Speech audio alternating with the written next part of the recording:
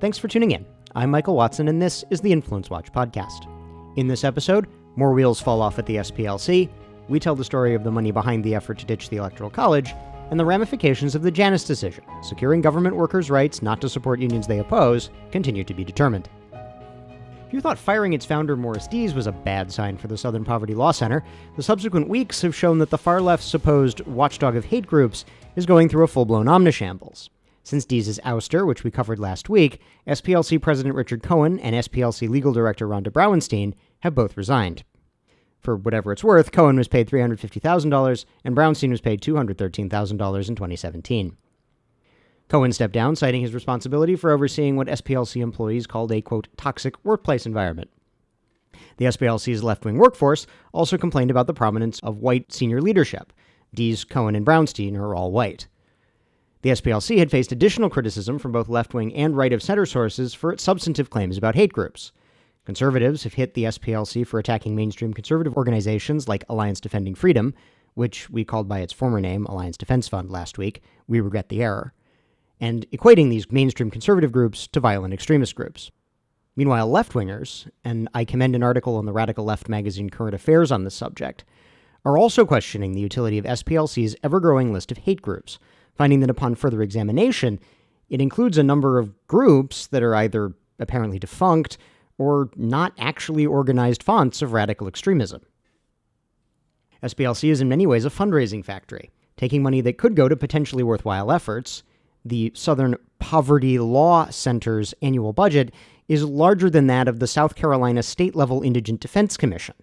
SPLC's home state of Alabama doesn't even have a state-level indigent defense body, and using it to fan fears which SPLC exploits to harvest more money.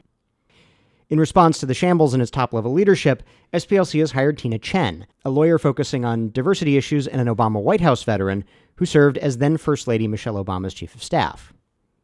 Chen was in the news more recently for reaching out to Cook County State's Attorney Kim Foxx on behalf of Jussie Smollett, the actor who apparently falsely claimed to have been attacked by Trump-supporting thugs on the coldest night in Chicago in decades. For those hoping that mass turnover in SPLC's leadership would refocus the organization on something other than slandering mainstream conservatives and non-progressives, the appointment of a political operative like Chen is inauspicious. In another follow-up from last week, Fred Lucas of the Heritage Foundation's Daily Signal, with assistance from Capital Research Center, has published a piece laying out the funders behind National Popular Vote, a group pushing to replace the Electoral College with a provision to grant the presidency to whomever wins the most votes, regardless of whether the candidate secures a majority. In the jargon, plurality first past the post voting. The group is National Popular Vote Incorporated, and it is a lobbying group pushing the National Popular Vote Interstate Compact, a legally questionable end run to do away with the state-by-state elections to determine the electors of the Electoral College and replace them with the plurality first past the post voting without a constitutional amendment. In short, if states with the majority of electoral votes ever agreed, those states would award their electors to the first-past-the-post winner, regardless of the state-level votes. The legal questionability comes from two conflicting tensions. States have some leeway to assign their electors. Currently, Maine and Nebraska assign theirs by congressional district, so they may have the power to grant them to a national plurality first-past-the-post winner. But the Constitution requires certain interstate compacts to be ratified by Congress. The major backers of the project are John Koza, a Democratic political donor who made his money inventing the scratch-off lottery ticket, and Tom Golisano, a former third-party candidate for governor of New York who supposedly backed off from the project after spending $10 million on it. Other financial supporters of National Popular Vote and its sister educational arm, the somewhat misleadingly named Institute for Research on Presidential Elections, include Stephen M. Silberstein, a liberal library card catalog billionaire, the Jennifer and Jonathan Allen Soros Foundation, the philanthropy of one of George Soros' children, and the left-leaning Sandler Foundation. All of this left-of-center funding makes the claim by former Republican Party official and NPV spokesman Saul Anuzis that, quote, the National Popular Vote movement has never been a partisan movement, questionable.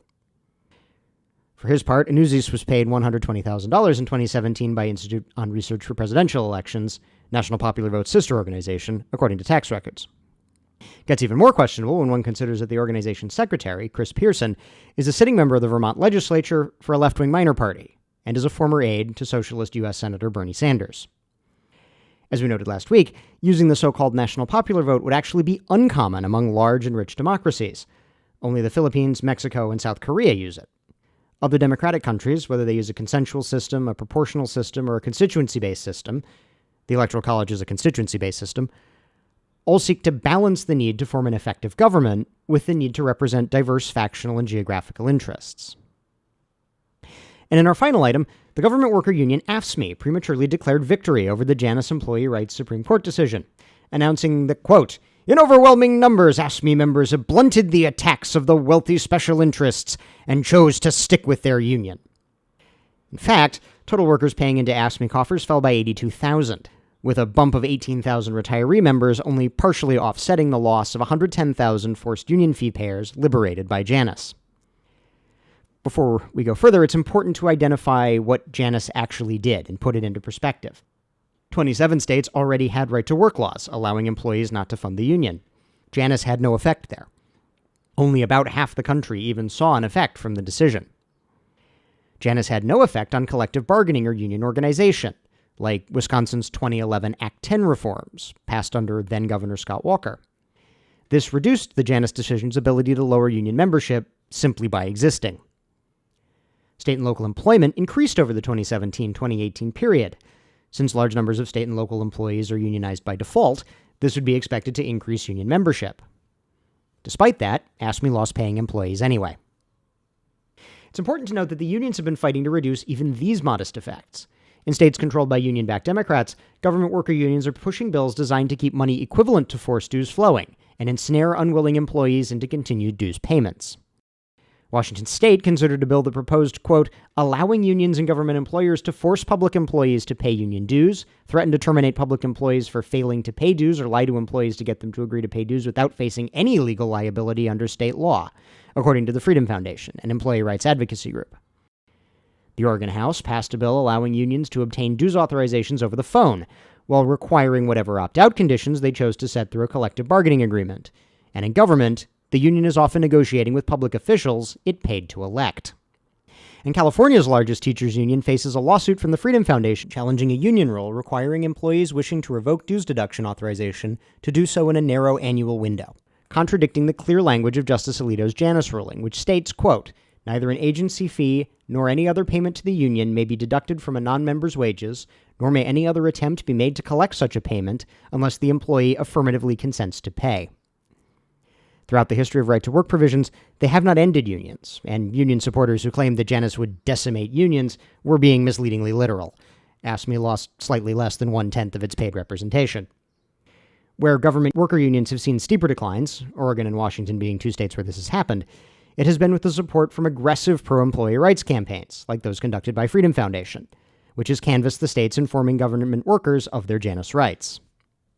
Other efforts, such as a Florida proposal to end the controversial practice of providing government-paid special leave for union officials to conduct union business, known as release time or official time depending on the jurisdiction, also offer taxpayers the opportunity to strike back against union privileges.